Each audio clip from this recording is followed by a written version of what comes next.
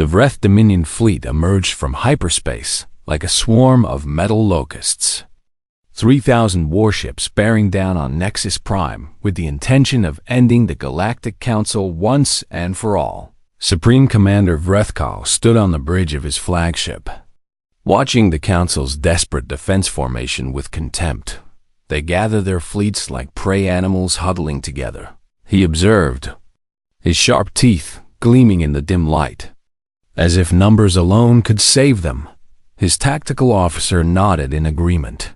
Our projections show complete victory within 6 hours. Supreme Commander, and the Council will be destroyed before dawn. Vrethkal allowed himself a moment of satisfaction. For generations, his people had been held back by the threat of human intervention. Those mad creatures who fought without logic and died without fear. But the humans were gone now. Hiding behind their borders while the galaxy burned, nothing could stop the Dominion's rise. Begin the attack. He commanded. The Vreth fleet surged forward, weapons blazing as they tore into the Council's defensive line. Council ships exploded by the dozens, their crews dying in the cold vacuum of space as the Dominion's superior tactics overwhelmed them. High Councilor Vrethkin watched from the observation deck of Nexus Prime, his 4 eyes dim with despair. "It is over," he whispered. "We have failed." Elder Vetha stood beside him, her ancient face calm despite the chaos unfolding before them. "Have faith," she said quietly. "Faith in what?" the High Counselor demanded. "The humans are gone, and we drove them away with our arrogance. And now we will pay the price." Bethana smiled. "Have faith," she repeated, and then the stars began to change. Hyperspace ruptures tore open across the battlefield, and from them emerged ships bearing the blue and green colors of Earth. Not dozens of ships, not hundreds, thousands. The Terran sovereignty had come to war. Supreme Commander Vrethkal felt his blood run cold as his tactical displays updated with the new arrivals. "Impossible," he breathed. "They left, and they abandoned the Council." "Supreme Commander," his tactical officer said, his voice trembling. "They are hailing us."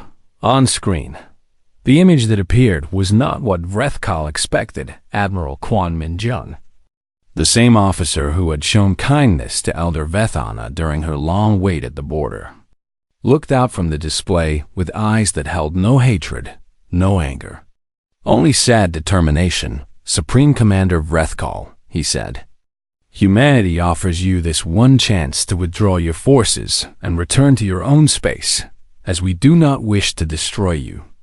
But we will if we must." Vrethkal's shock transformed into fury. "You dare threaten the Dominion," he snarled. "You who ran away when the galaxy needed you." "We did not run," Admiral Quan replied calmly. "We stepped back so the galaxy could learn what it means to stand alone. And now we have returned to remind them what it means to stand together." "Pretty words," Vrethkal spat. "But words do not win battles."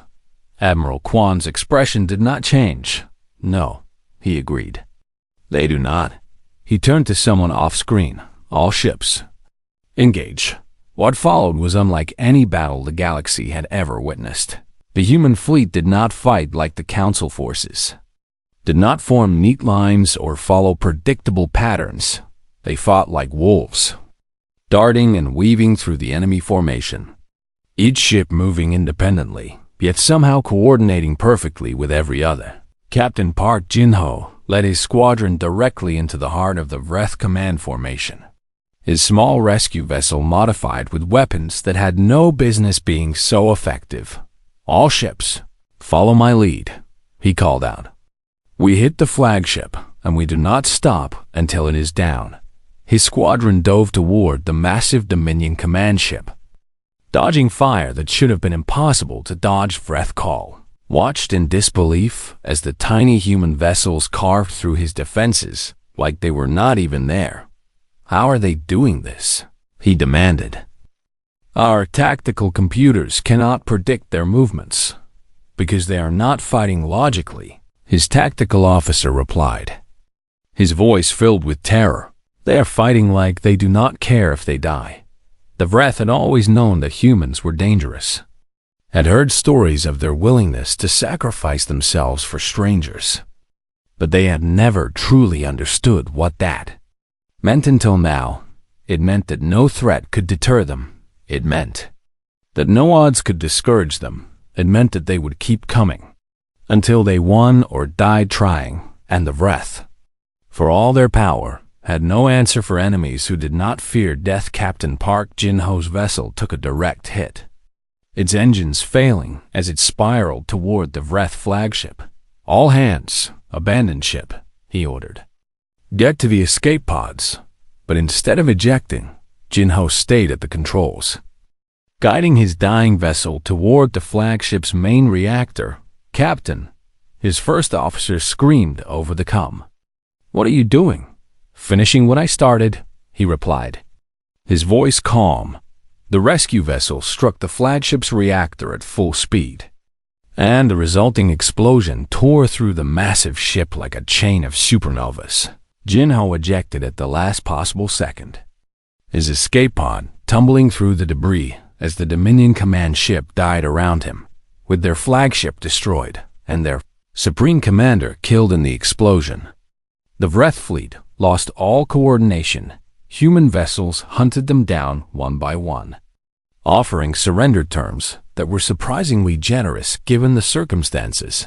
By the time the battle ended, the Vreth Dominion had lost 2/3 of their fleet, and their dreams of conquest lay in ruins on Nexus Prime. The survivors of the Council watched as human shuttles began docking, bringing medical supplies and relief workers to help with the aftermath. Ambassador Yoon Sarah walked through the corridors of the station, and everywhere she went, aliens who had once dismissed humanity now bowed their heads in gratitude and shame. She found High Counselor Vrethkin standing alone in the Grand Assembly Chamber, staring at the empty platforms. "Ambassador," he said, without turning, "I owe you an apology that words cannot express." "Yes," she agreed, "you do." She walked to stand beside him. "But apologies are not what we came back for." "Then, what did you come back for?" Yoon Sira looked down at the chamber where humanity's departure had begun 9 months ago. "We came back because someone has to be willing to do what is right, even when no one deserves it," she said. "That is what makes us human." She turned to face him. "The galaxy is not worthy of our protection, and the Council has done nothing to earn our trust. But we will protect you anyway, because protecting others is not about whether they deserve it." She placed her hand on his shoulder. "It is about who we choose to be." In the weeks that followed, the Council was reformed according to the terms Elder Veth Anna had offered, with humanity granted veto power over any decision affecting sentient welfare. Captain Park Jin-ho, recovered from his escape pod with minor injuries, was awarded the highest honors both Terran and Council authorities could bestow. And across the galaxy, human ships resumed their patrols, their rescue missions, their medical stations. But something had changed. The species of the Council no longer took humanity for granted. They remembered the silence, the terror, the helplessness of those 9 months alone, and they understood, finally, that some gifts can only be given freely. Ambassador Yoon Sara stood once more at the podium of the Grand Assembly, addressing the gathered representatives for the first time since her return. "We are not your servants," she said, her voice clear and strong. "We are not your protectors, and we are not your saviors." She looked out at the 847 species who had once dismissed her people as expendable. "We are your partners," she continued. "And partners help each other not because they must, but because they choose to." She smiled. And for the first time since humanity's withdrawal, hope returned to the Grand Assembly Chamber. "Let us choose to build something better together." The universe breathed again, finally understanding what they had almost lost forever. And in the depths of space, on 1,000 worlds and 1,000,000 ships, humans continued doing what they had always done, helping, healing, hoping, because that is what humanity does.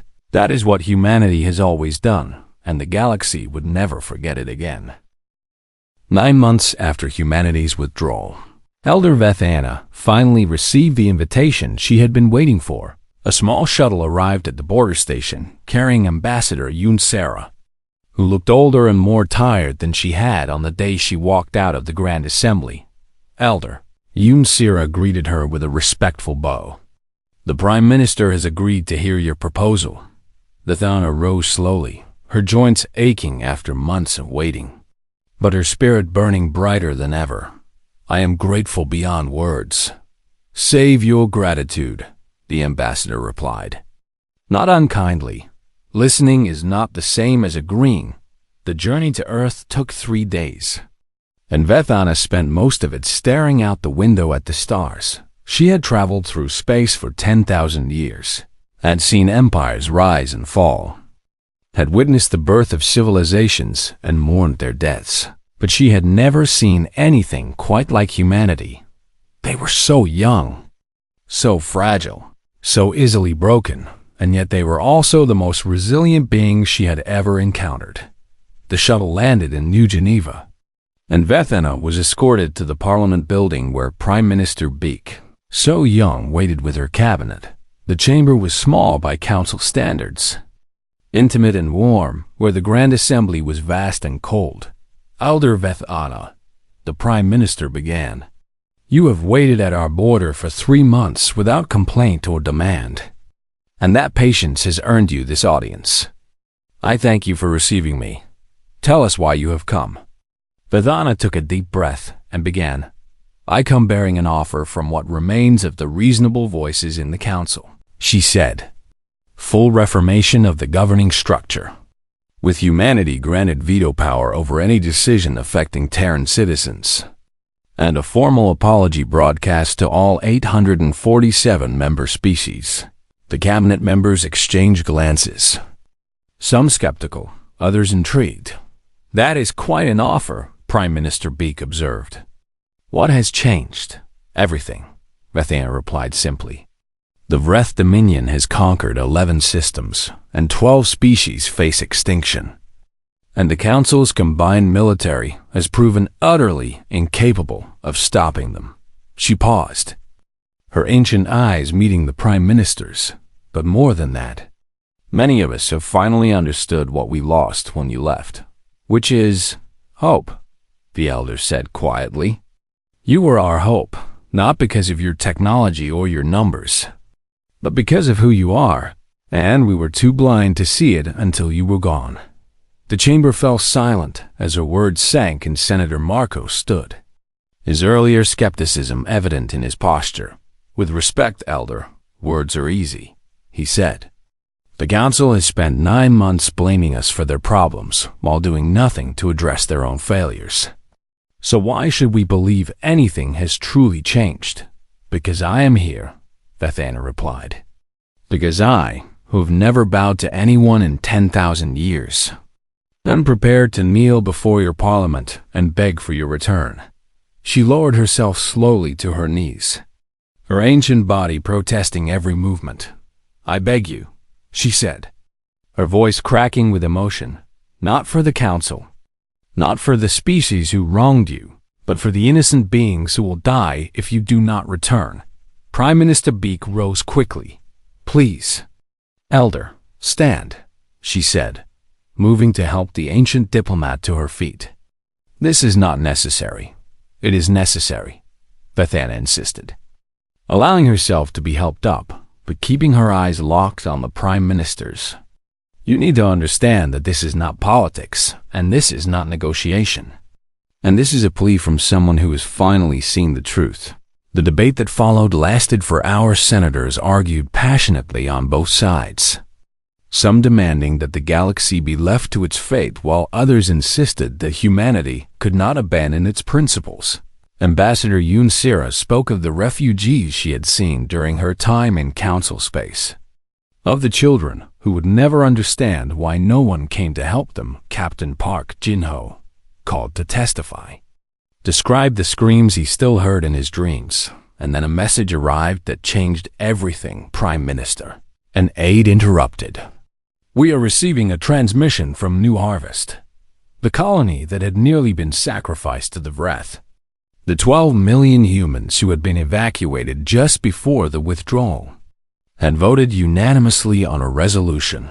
Their representative, a young woman named Yoon Min-ji, appeared on the view screen. Prime Minister, Honored Parliament. The people of New Harvest have asked me to deliver this message, she said, her voice strong despite her obvious nervousness. We were the reason Earth left the Council, she continued. We were the ones who would have been abandoned. And no one has more right to demand that the galaxy suffer for its crimes than we do. She paused, gathering her courage. But we do not want vengeance. Tears began streaming down her face. We remember what it felt like to be abandoned, to know that no one was coming to help, and we would not wish that feeling on anyone, not even those who would have done it to us. She looked directly into the camera. We vote to return, and we vote to help, because that is who we are. And we will not let anyone take that from us. The transmission ended, and the chamber sat in stunned silence. Prime Minister Baek So-young stood slowly. Her decision made, the people of New Harvest have reminded us of something we nearly forgot, she said, her voice thick with emotion. She turned to face the assembly. We left the council because they forgot our value. But if we refuse to help those in need, we prove that we have forgotten our own value as well. She straightened her shoulders, prepared the fleet, and contact the council and tell them that humanity is coming home. Elder Vethana wept openly. 10,000 years of diplomatic composure crumbling in the face of hope restored and across the Terran sovereignty. Millions of humans felt something they had nearly lost return to them. Their purpose, their identity, their humanity. 6 months after humanity's withdrawal, Captain Park Jin-ho stood on the bridge of the rescue vessel Compassion's Light and listened to the screams. The distress call came from a council freighter just beyond the Terran border. A ship carrying 300 Koreshi civilians who had wandered into pirate territory through the static. He could hear the sounds of weapons fire, of bulkheads being breached, of beings crying out in languages his translator rendered as pleas for mercy. Captain, his communications officer said quietly, they are asking for help. Jin-ho gripped the railing before him until his knuckles turned white. I know, sir. We could reach them in 20 minutes at full speed. I know. The bridge fell silent as the crew watched their captain struggle with a decision that was not really a decision at all. Orders were orders. And the orders were clear. No Terran vessel was to cross the border for any reason. Jin-ho closed his eyes and listened to the screams fade into static as the pirates finished their work. When silence finally came, it was worse than the screaming. Log it, he said, his voice hollow. Distress call received at 1400 hours. Location beyond Terran jurisdiction. No action taken per standing orders. His first officer, Lieutenant Choi Yuna, approached him carefully. Captain, are you all right? No, he admitted. No, I am not. He turned away from the view screen and walked to the observation window. Staring out at the stars that had once seemed so full of promise, I became a rescue pilot because I wanted to save lives, he said quietly. I spent 20 years pulling people out of wrecked ships and burning stations, never once asking what species they were or what flag they flew. He pressed his palm against the cold glass. Now I listened to them die and do nothing. Lieutenant Choi stood beside him, her own reflection ghostly in the window. The council made their choice, she said. They chose to sacrifice our people rather than stand with us. I know, Jin-ho replied. And I understand why we left, and I support the decision. But understanding does not make the screaming stop. He was not alone in his struggle. Across the newly formed Terran sovereignty, millions of humans grappled with the strange sensation of turning their backs on a galaxy in need. For generations, humanity had defined itself by its willingness to help. and now they were being asked to stand aside while the universe burned on Earth. The Parliament debated endlessly about whether the isolation policy should be maintained. Prime Minister Baek So-young listened to arguments from both sides, her face carefully neutral as senators presented their cases. The council has learned nothing, Senator Marcos argued passionately. Just last week, High Councilor Vrethkin blamed humanity for the current crisis, and he said our withdrawal was an act of aggression. Some species have changed, Senator Park countered. The Lorathi elder Vethana has been waiting at our border for 2 months, and she has not moved, has not threatened, has simply waited and asked for dialogue. One voice among 800. Senator Marcos scoffed. Wake me when the rest of them grow consciences. Prime Minister Baek raised her hand for silence. What news from the frontier? She asked her intelligence advisor. The Vreth Dominion has conquered 4 more systems, he reported grimly. They are moving faster than our projections anticipated, and at their current rate, they will reach Council core space within 18 months. And the Council's response? Ineffective, the advisor replied. Their combined fleet is substantial in numbers, but lacks cohesion. And every species wants to protect their own territory first, which means no one protects anything effectively. Senator Park leaned forward. Prime Minister, if the Vreth are not stopped, they will eventually reach our borders. I am aware. Then surely we must act. Baek So-young stood and walked to the window overlooking the city of New Geneva, where children played in parks and families went about their daily lives. Humanity spent 142 years trying to teach the galaxy that cooperation requires mutual respect, she said slowly. We gave them everything we had, and they repaid us with contempt. She turned back to face the assembled senators. Perhaps they need to learn what the universe looks like without us before they can appreciate what we offered. And if they do not learn, Senator Marcos asked, if they remain selfish and ungrateful even as their worlds burn. The Prime Minister was silent for a long moment. Then perhaps they were never worthy of our help in the first place. Meanwhile, on the border station where Elder Vethana waited, a small miracle was taking place. The station commander, a retired naval officer named Lieutenant Commander Kwon Min-jun, had been watching the ancient aliens sit in silence day after day. She never complained, never demanded, never threatened. She simply waited, her ancient eyes patient and sad against regulations. Min-jun began bringing her food from the human kitchen. Small gestures of kindness that violated the spirit, if not the letter of his orders. You do not have to do this, Vethana said one evening as he set down a tray of tea and simple bread. I know, he replied, sitting across from her, but my grandmother taught me that courtesy costs nothing, and rudeness costs everything. The elder smiled, a strange expression on her alien face, but somehow recognizable. Your grandmother sounds very wise. She survived the soul floods of 2089, Min-jun said. Lost everything, rebuilt everything, and never once turned away a stranger in need. He poured tea for both of them. I think about her a lot these days, he admitted. I wonder what she would say about all this. What do you think she would say? Min-jun considered the question carefully.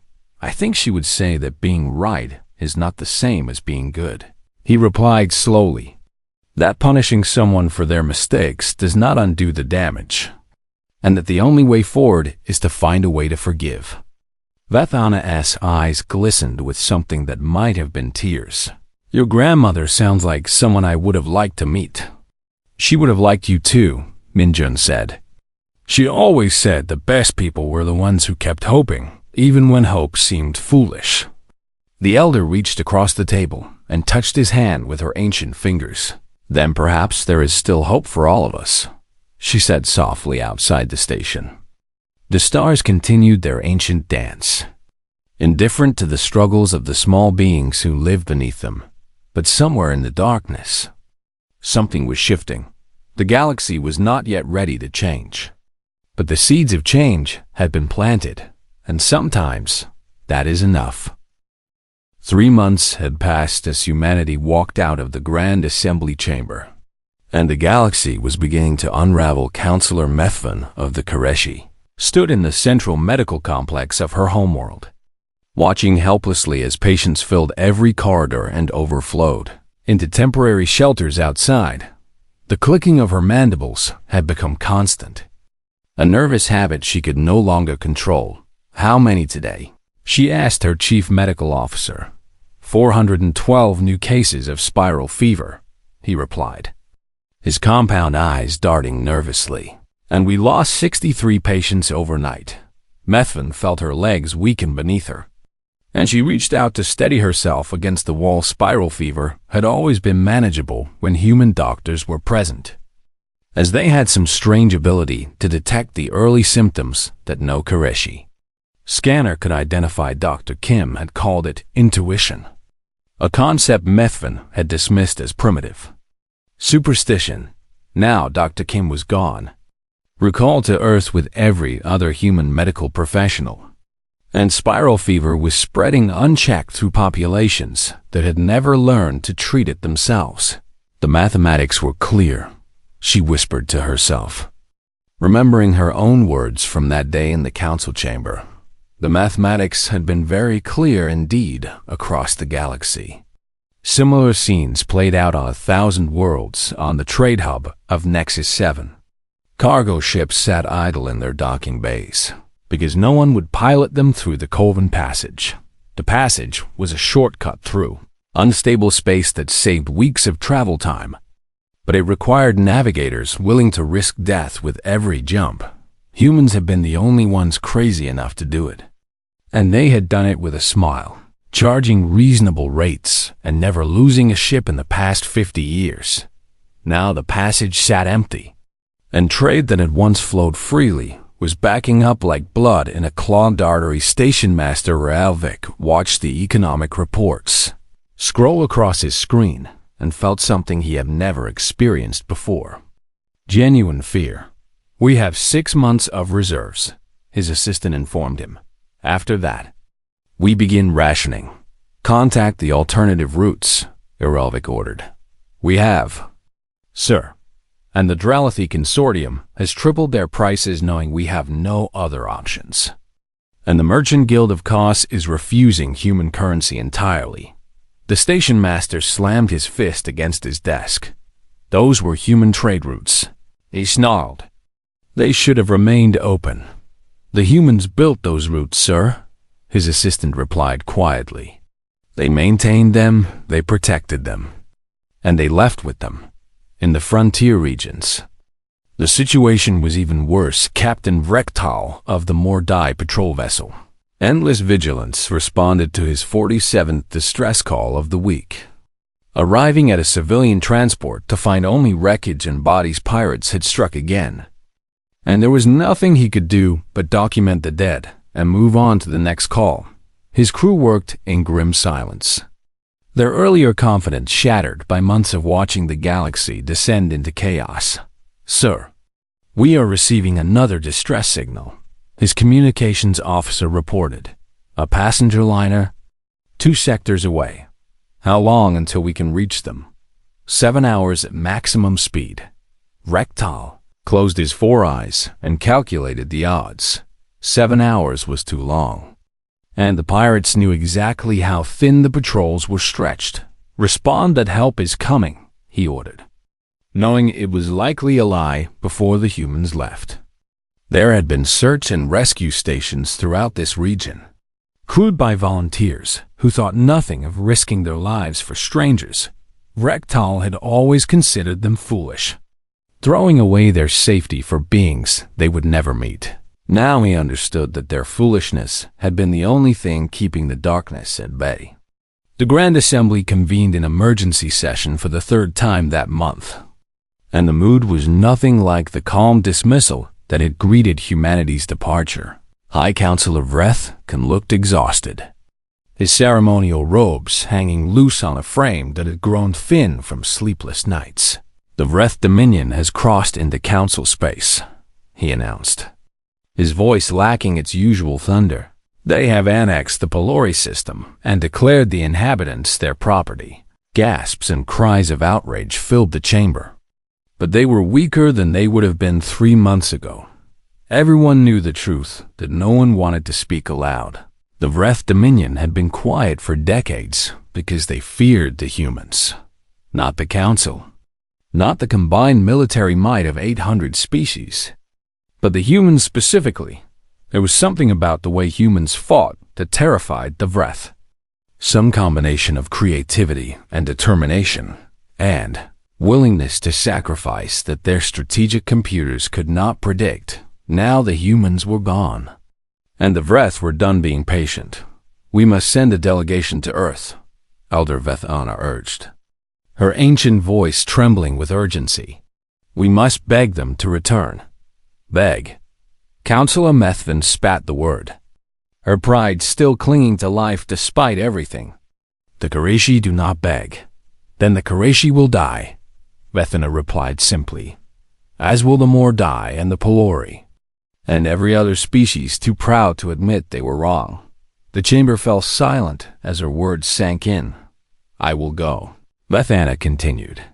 "I will travel to Earth's border and request an audience. And I will do whatever it takes to bring them back. They will refuse you." High Counselor Vrethkan said heavily, "We have already sent 3 delegations, and each one was turned away without a word. Then I will wait at their border until they are ready to listen." The elder replied, "I have lived for 10,000 years, and I can wait a while longer." She rose slowly from her platform, her ancient joints protesting the movement. "But while I wait, the rest of you must prepare for the possibility that they will never return," she said. "You must learn to do for yourselves what you always relied on them to do for you." "That is impossible," someone called out. "We cannot replace them." Vethana turned toward the voice, her expression sad but firm. "No, you cannot," she agreed. "And that is precisely the point." She began her slow journey toward the chamber exit, and not one delegate moved to stop her because they all knew she was right. They had taken the humans for granted, had treated them as servants rather than partners, and now they were paying the price. The galaxy had learned too late that some things cannot be bought, cannot be forced, and cannot be replaced. Some things can only be given freely, and humanity had stopped giving. Ambassador Yunsira stood at the central podium of the Grand Assembly Chamber, her reflection shimmering on the polished floor that stretched beneath 847 alien delegations. The chamber was vast beyond human comprehension, a sphere of floating platforms where representatives from across the galaxy gathered to decide the fate of civilizations.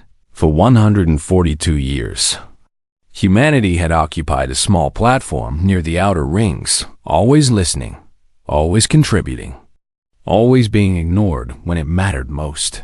Today would be different. Honored representatives of the Galactic Council, Yunsira began, her voice calm and steady as it echoed through the translation matrices that converted her words into 1,000 alien languages. "I stand before you not to negotiate, not to plead, and not to threaten." She paused, and the silence that followed was absolute. "I stand here to say goodbye."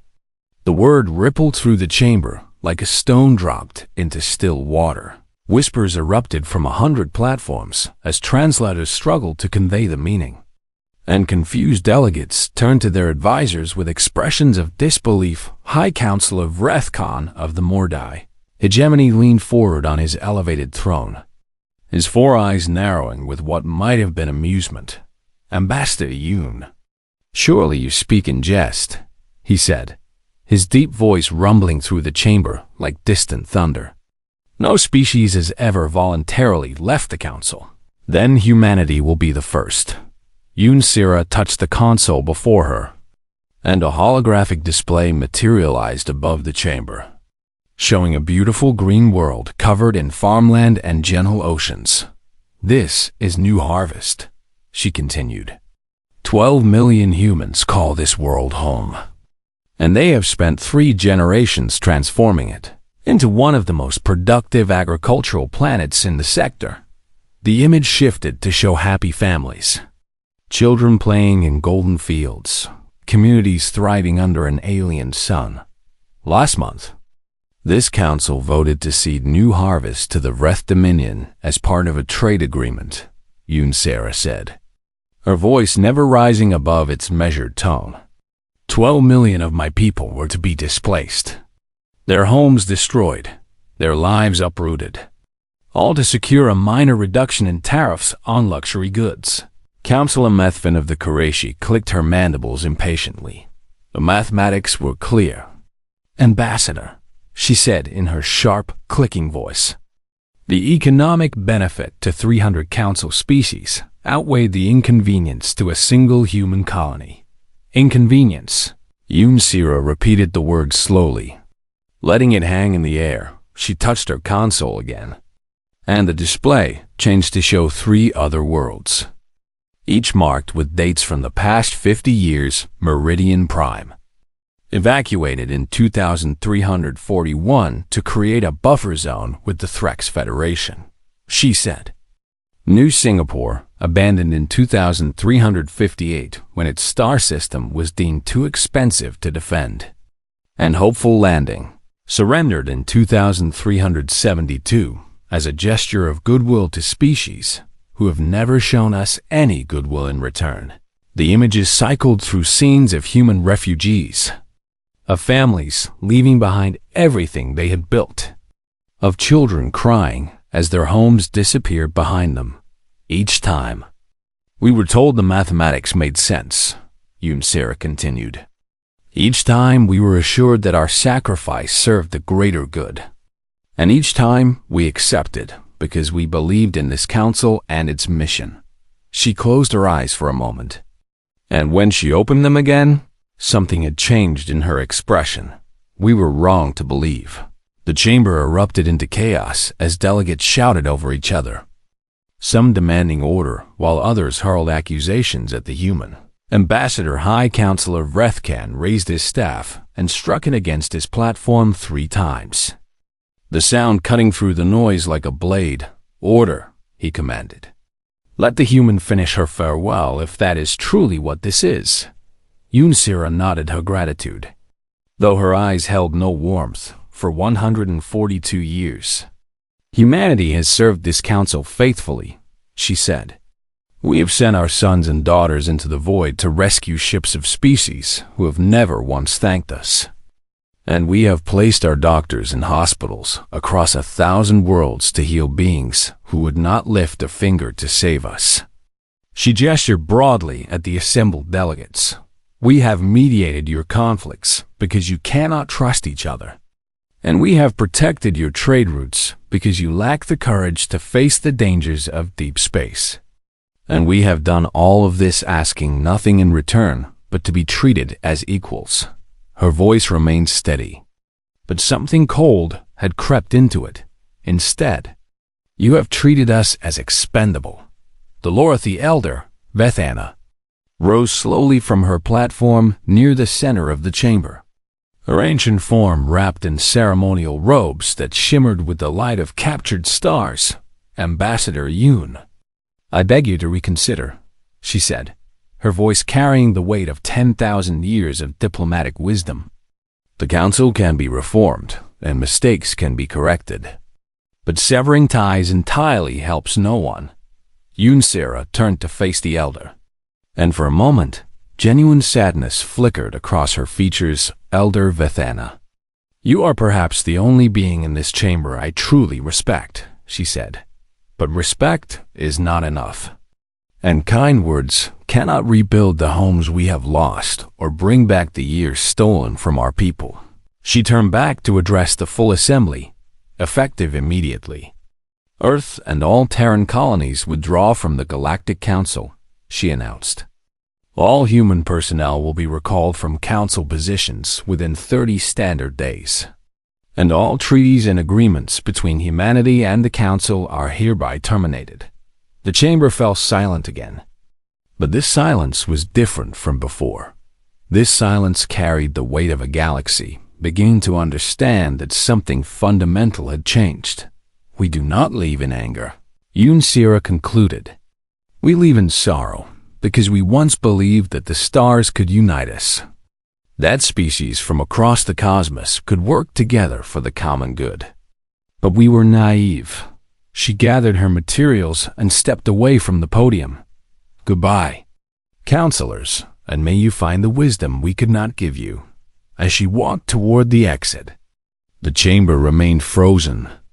847 delegations, watching in stunned disbelief as the humans left them behind.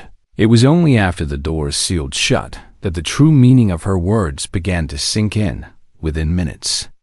Communication arrays across Nexus Prime blazed with activity as news of humanity's withdrawal spread across the galaxy, and slowly, like a cold wind creeping through an open door, panic began to take hold, because for all their condescension, for all their dismissal of the young species, the galaxy was about to learn just how much they had depended on the beings they had taken for granted.